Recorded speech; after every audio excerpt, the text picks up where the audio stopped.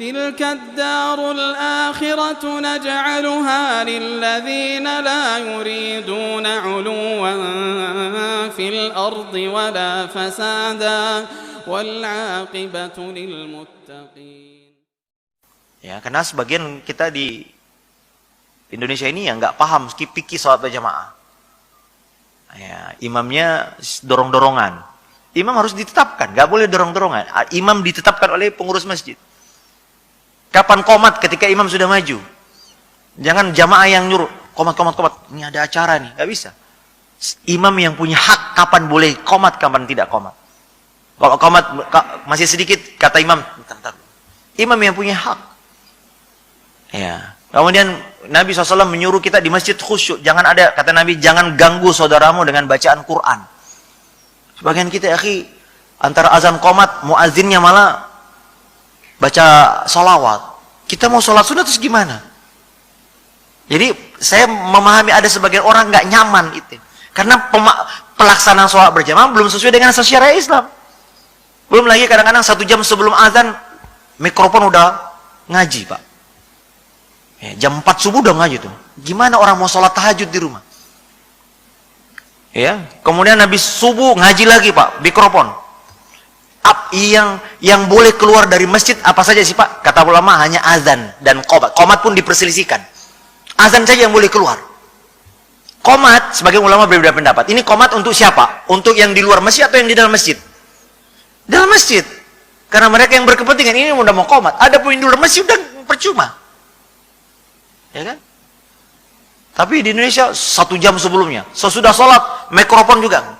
Banyak orang merasa terganggu.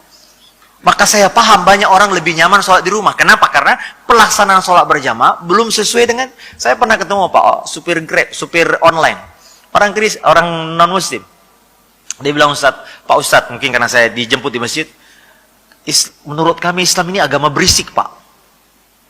Itu siang malam, itu ya mulai dari pengajian ibu-ibu, sampai kapan kita istirahat katanya.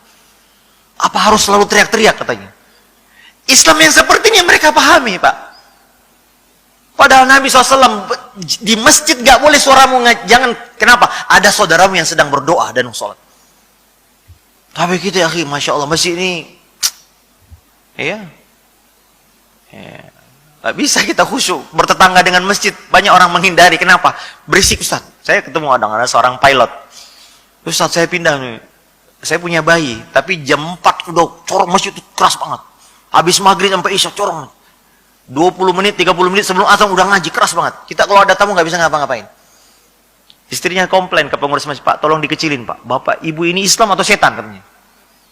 Soal ngaji kok gini. Ya gimana, orang mendengar Quran kan ada saatnya. Tidak setiap orang harus diperdengarkan Quran. Maka berusahalah kita melaksanakan sholat berjamaah dengan baik, Pak. Saya di masjid dekat rumah saya pernah dijemput oleh salah satu supir yang ya belum ngaji gitu. Tapi dia bilang, Ustaz, saya setiap sholat di masjid Ustaz dekat rumah itu kayaknya lebih tenang, lebih khusyuk. Kenapa? Orang habis sholat, habis azan tenang, semuanya sibuk berdoa masing-masing, nggak ada yang ngobrol. Terus sholatnya rapat, nyaman, bacaan imamnya, Masya Allah, kayak Ustaz kita tadi, enak, nikmat, nggak terlalu lama, juga nggak terlalu cepat. Nah, yang begini, itu fitrahnya orang awam nih. Orang awam dia, Pak, supir. Nah, ini ada orang sholatnya cepat, Pak. Kadang-kadang kita, Pak, sholat berjamaah cepat, tapi zikirnya lama. Doanya panjang. Ini salah kaprah. Harusnya ketika sholatlah kita sungguh-sungguh berdoa. Adapun selesai sholat, ya silakan ya. Ada yang mau mungkin punya hajat, mau pulang. Tapi kadang-kadang kita nggak enak pulang, karena imamnya zikir. Dianggap kalau pulang, dianggap, wah ini orang munafik nih. Orang-orang belum selesai. Padahal kita mengikuti imam hanya selesai setelah salam saja. Pas setelah itu silakan. Walaupun yang abdal kita bertiga, tapi kalau ada hajat, ada tamu, ada apa, silakan tinggalkan. Makanya, Pak, orang Indonesia ini paling susah kalau suruh berdoa sendiri. Karena kebiasaan di Indonesia dipimpin berdoanya. Saya kalau bawa jamaah haji, jamaah umrah, Pak, berdoa masing-masing. Aduh, Ustaz, apa nih doanya? Kenapa kebiasaan kita dituntun doa? Padahal doa itu ibadah sendiri, Pak. Memang dalam Islam kadang-kadang ada doa yang saya sholat Jumat, tapi itu pun mengaminkan sendiri-sendiri. Nggak usah ngangkat tangan. Sholat istisqa, khutbah, ya boleh kita berdoa. Imamnya berdoa, kita aminkan dalam hati. atau iman sedikit diri. Tapi selebihnya doa masing-masing. Apa yang terjadi Pak? Kita ini kadang-kadang kalau suruh berdoa ketika wukuf di Arafah, ya coba lihat Pak, Bapak yang pernah haji. Kalau di kemah Indonesia, itu kalau wukuf Pak, perang speaker. Wah, ustadznya yang baca doa, jamaahnya tidur. Adapun kita seharusnya yang Pak, sebetulnya adalah khusyuk sendiri berdoa.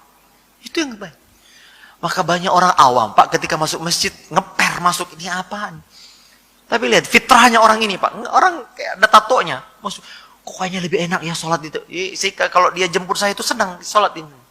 Masjidnya bersih, tenang, nggak ada suara. Anak-anaknya kita juga rapikan. Ini buat orang ini.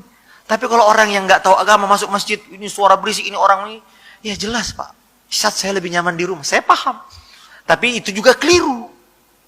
Berusahalah sholat berjamaah. Karena sholat jamaah pendapat yang kuat wajib hukumnya. Ada yang mengatakan sunnah muakkad, tapi pendapat yang kuat menurut kami adalah wajib hukumnya. Berdosa Anda kalau sholat di rumah nggak ada uzur.